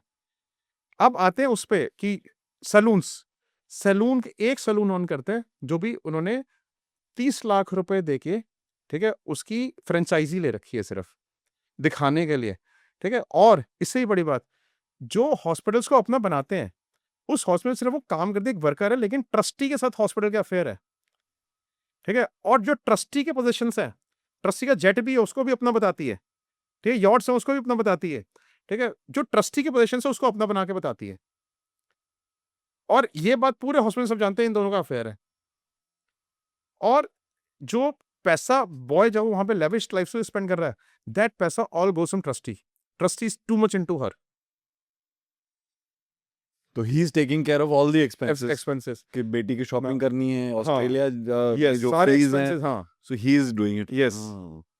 तो बेसिकली क्या है कि people can be so fake, interesting. मतलब pre marital is a must, you is a say. Must. But क्या होता है ना सर, बहुत लोगों को लगता है कि प्री मैरिटल और ये सब, I am talking about the majority of our population, उनको लगता है बहुत एक्सपेंसिव है, we can't afford it. Why can't you afford it? I want to ask you one question. Not me, नहीं, आई एम मैं जस्ट सेइंग, हाँ, आपकी बात ही नहीं कर रहा हूँ, मैं लोगों की बात ही कर रहा हूँ। करेक्ट। हाँ, I want to debunk this हाँ, बिकॉज़ हाँ, मैं द वही फर्स्ट थॉट कम्स कि यार बहुत पैसे लगते मुझे हैं। मुझे एक बात बताओ आप सिर्फ, ठीक है? आप जो है शादी करते हो, इंडिया में wedding is a big fat affair. चलो ठीक है, मैं मानता हूँ आप मिडिल क्लास फैमिली हो, आपके लिए बिग फैट अफेयर नहीं है, ठीक है? आप फिर भी लेकिन शादी के लिए जिंदगी भर आप पैसे इकट्ठे करके रखते हो कि मुझे अपने बेटे की शादी करनी है, मुझे अपनी बेटी की शादी करनी है। पैदा होते ही आप इकट्ठा करना शुरू कर देते हो पैसे, करेक्ट। ठीक है? और आप मुझे एक बात बताओ कि आप जो है शादी के टाइम पे आपको डिसीज हो जाती है लाइफ में, आप हॉस्पिटल में जाते हो, अपना इलाज कराते हो, नहीं कराते हो? कराते हो, आप इंश्योरेंस लेते हो अपनी की फ्यूचर में डिजीज हो जाए उसको प्रोटेक्ट करने के लिए, नहीं लेते हो? लेते हैं। ठीक है? तो 1.25 लाख रुपए के लिए अगर आपने प्री मैट्रिमोनियल इन्वेस्टिगेशन करा के अपनी पूरी लाइफ को इंश्योर कर लिया, ठीक है? जो कि एक इरिवर्सिबल डिसीजन है। जब कोर्ट में धक्के खाते हैं ना लोग 12-12 सालों तक, तब उनको पता चलता है कि यार वो 1.25 लाख रुपए उस टाइम पे स्पेंड कर दो कितना अच्छा हो, क्योंकि लाखों रुपए वहां पे खर्च होते हैं। करेक्ट। वो ज्यादा अच्छा है। Prevention is always better than cure, cure, yes. Right? So ये 1.25 लाख रुपए खर्च करना ज्यादा अच्छा है। यार आप जो है एक ज्वेलरी कम खरीद लो, ठीक है? 1 तोला गोल्ड 1,60,000 रुपए का है, 1 तोला कम खरीद लो। How does it make a difference? Hmm. Everybody can afford, who can not afford? लोग अफोर्ड करना चाहते नहीं है, क्योंकि सोचते हैं वेस्टफुल एक्सपेंडिचर है। वो सोचते हैं डार्क एक्सपेंडिचर है, इसके नेगेटिव एक्सपेंसेस हैं। हमें क्यों करना है ये सब? हम खर्च क्यों करें? हम 1,25,000 रुपए में क्या अपने लिए कोई ज्वेलरी नहीं खरीद लेंगे? हम्म। ठीक है? हम अपनी कोई अच्छी ड्रेस नहीं खरीद लेंगे? वो ज्यादा जरूरी है और जिंदगी भर काम आएगी? देन पर्सपेक्टिव मैटर करता है, कॉस्ट मैटर नहीं करती। You understanding why I asked this question? I understand certainly, इसीलिए मैंने पर्सपेक्टिव का पॉइंट क्लियर किया कि कॉस्ट मैटर नहीं करती, पर्सपेक्टिव मैटर करता है। Correct. Interesting. Tell me, what is the security that a client who comes to you can get?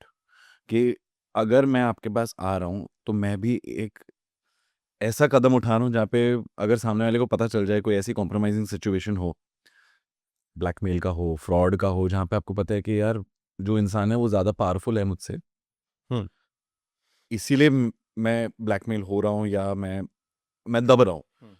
तो ऐसे टाइम पे आप कैसे गारंटी या आप एक एश्योरेंस दे सकते हो इंसान को कि we ensure that you will be protected? क्योंकि क्या होता है ना, अगर कोई पावरफुल इंसान है, अगर मैं फॉर एग्जांपल मैंने बोला कि यार सर मेरे को इनके ऊपर करना है क्योंकि ये चीज़ें हैं, मेरे ब्लैकमेल हो रहा है, फ्रॉड हो रहा है, एंड वो बहुत पावरफुल है, और मैं ऑब्वियसली अगर मैं आपके पास आ रहा हूँ तो मतलब मैं दब रहा हूँ।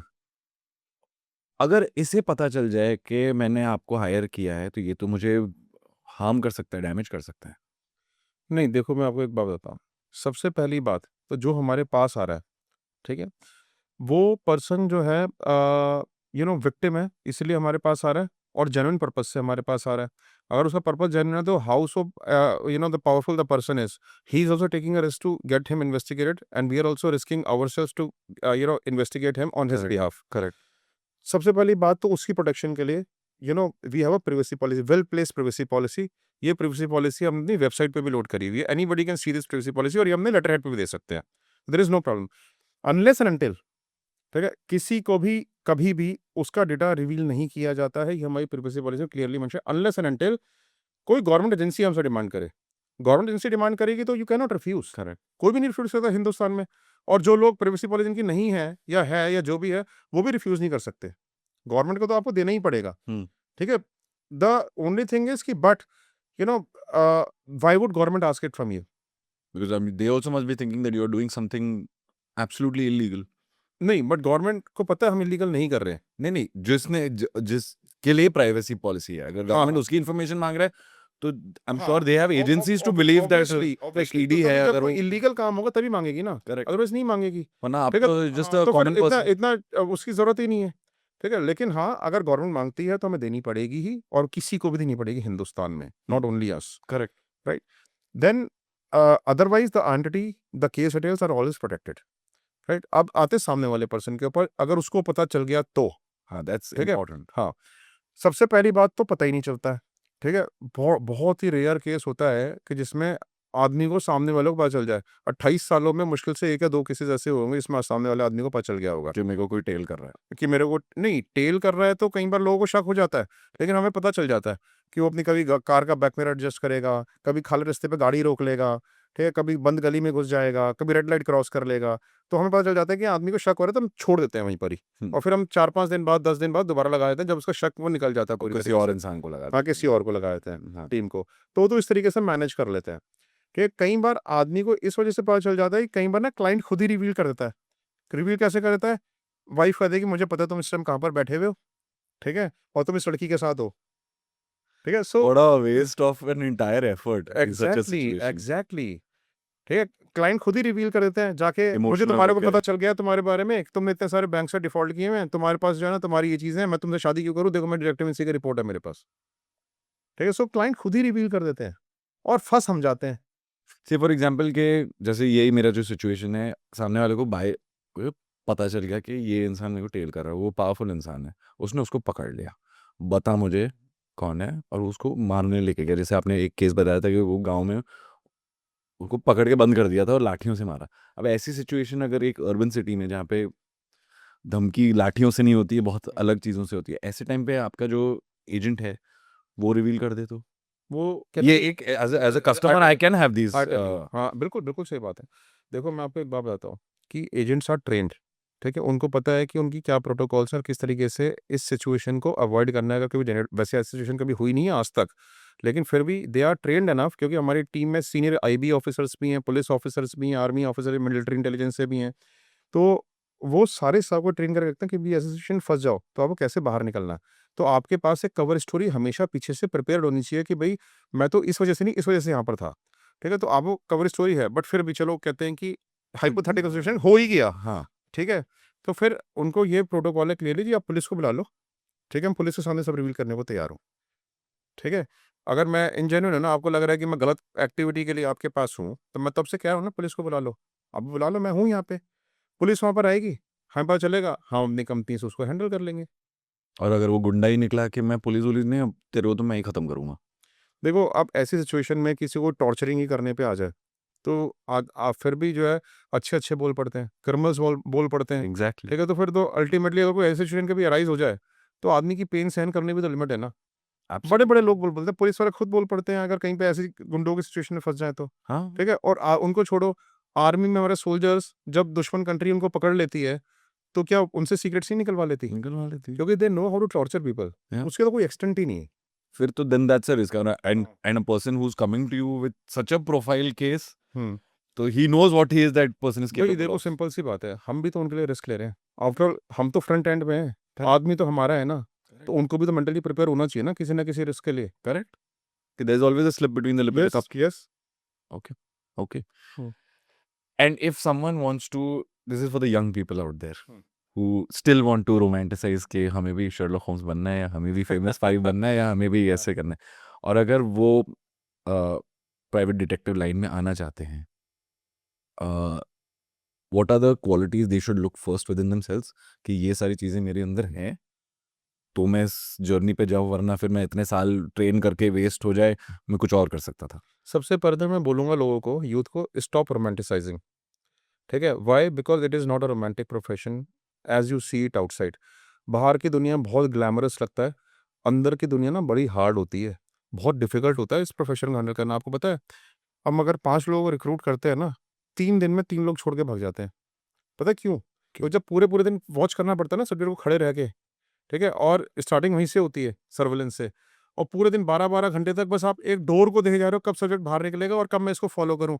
और कभी-कबी ऐसा भी होता है पूरे-पूरे दिन बाहर नहीं निकलता, तो आप एक ही पोज़ीशन पे 12 घंटे तक खड़े हुए हो, आपको नेचर्स कॉल पे भी जाना है, तो आप बस 5 मिनट में फटाफट आ रहे हो और इसी टाइम में अगर सब्जेक्ट निकल गया आपका, तो you miss the subject throughout the day, right? It's a very harsh. और धूप है, आंधी है, तूफ़ान है, बारिश है, you have to maintain your position there. और सबसे बड़ी बात क्या होती है, सर्विलेंस ज़्यादातर बाइक पे करी जाती है। हुँ। कार में नहीं कर सकते आप, क्योंकि ट्रैफिक में कार अटक जाती है तो आप मिस कर जाते हो सब्जेक्ट को। तो इसलिए आप ऑल द मोर जो आपके चारों ओर का एटमॉस्फेयर होता है उससे एक्सपोज्ड होते हो, right? So it's a tough task to deal. तो इतना लोगों रोमांटिसाइज़ नहीं करना चाहिए। इंटरेस्टिंग। अबे आपने जैसे ये बोला सर, मैं एक एक चीज़ मेरे दिमाग में अभी आई। अगर कोई ऐसे मर्डर या सुसाइड केसेस होते हैं, आप उसको कैसे हैंडल करते हैं?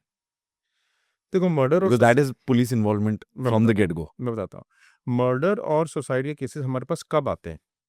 हमारे पास तब आते हैं, हमारे पास हम डायरेक्टली तो हमारे पास कोई नहीं आता है कि भई मर्डर हो गया, आ जाओ।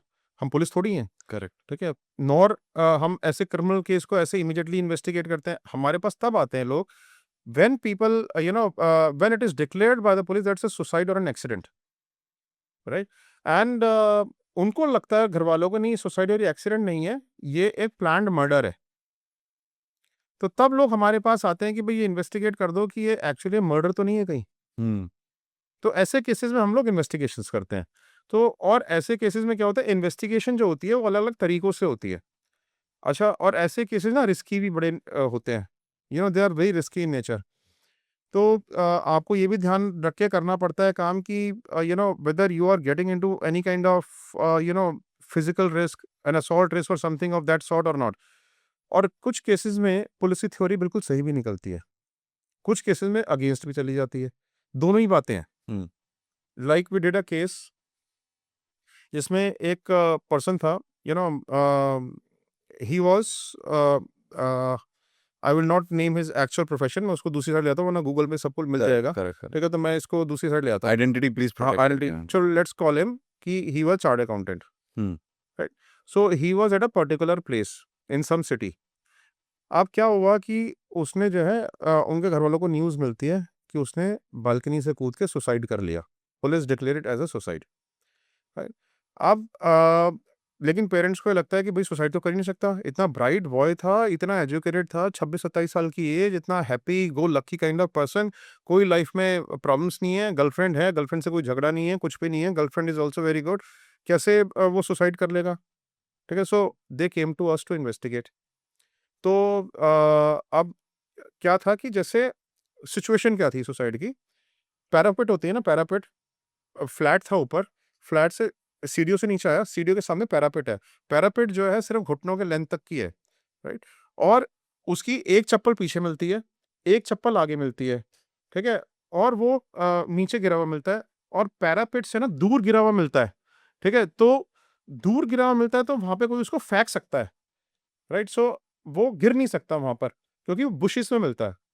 और उसकी जो डिस्कवरी होती है, सुबह के वक़्त होती है डिस्कवरी, जब गार्ड छक्का काट रहा होता है कि ये मरा हुआ पड़ा है कोई आदमी यहाँ पे, राइट?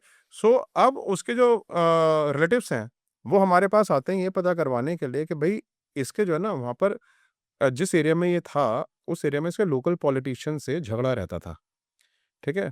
तो कहीं उस लोकल पॉलिटिशियन का इन्वॉल्वमेंट तो नहीं है या किसी और का इन्वॉल्वमेंट तो नहीं है इस क्राइम में? राइट? सो अच्छा, अब क्या हुआ कि हमने वहाँ पर सारे में इन्वेस्टिगेशन अपनी, जब हमने टेक ओवर किया कि हमने सारे में इन्वेस्टिगेशंस करनी शुरू करी। जब हमने इन्वेस्टिगेशन शुरू करी, तो हम पुलिस वालों से भी मिले जो इस केस में इन्वॉल्व थे, आईओ से भी मिले। हमने वहाँ पे जाके, हमारे यहाँ एक सीनियर रॉ ऑफिसर थे, राइट? सो उनका नाम था मिस्टर विवेकानंद चटर्जी, राइट? सो उन्होंने इस केस की इन्वेस्टिगेशन करी थी। तो उन्होंने जब पर्सनली इसको इन्वेस्टिगेट किया केस को, तो उन्होंने देखा कि उन्होंने डिस्टेंस मेजर किया, जो पैरापेट थी, जो नीचे गिरना था, उससे बुशेस तक का डिस्टेंस बन गया, डिस्टेंस क्वाइट ज़्यादा था। हमने सारे जो पॉलिटिकल सर्कल था, जिनसे दुश्मनी थी, उनके ऊपर इन्वेस्टिगेशन करी। पॉलिटिकल सर्कल के ऊपर इन्वेस्टिगेशन करी, तो बिल्कुल क्लीन था, ठीक है? वहाँ पर हमारे को क्या था कि उनकी दुश्मनी थी, उनके लड़ाई झगड़े हुए थे, उन्हें जान से मारने की धमकी भी दी थी इसको एक बार, ठीक है? But on the day when he was died, they were at particular places. उनसे जब हमने इंटरव्यूज़ किए, हमारे को पता चल गया कि दे उनका इन्वॉल्वमेंट इस डेथ में नहीं है, किसी भी तरीके से। हमने हर तरीके से उनको इन्वेस्टिगेट कर लिया, कि ठीक है? उन्होंने किसी हेंचमैन को या किसी को एम्प्लॉय करके नहीं करवाया। नहीं करवाया।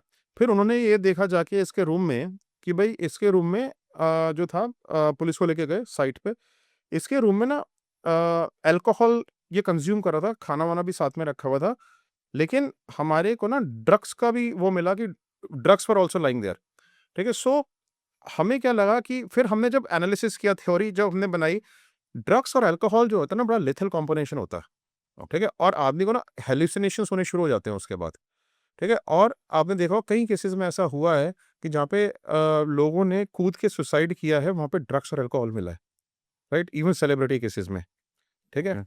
इसमें क्या होता है जब ड्रग्स और अल्कोहल का लीथल कॉम्बिनेशन आपस में मिक्स होता है ना, तो आदमी को हैलुसिनेशंस होते हैं, as if someone is following them, right? Someone strangers, aliens have come behind them, ठीक है? They want to kill them. तो जब हमारी थ्योरी बनी ये लगी कि जैसे वो ना उसके पीछे से उसको वो फॉलो कर रहा है, भागते हुए आया, एक चप्पल पीछे उतरी, एक चप्पल आगे उतरी, and he just jumped out the parapet himself to get rid of that hallucinated forces. और जब वो नीचे गिरा, तो वो हेल्दी बॉडी था, ही वाज अलाइव। वो क्रॉल करते-करते जो है ना आगे हेल्प माँगते-माँगते पहुँचा, and then finally he could he succumbed to his injuries when he reached till the bushes.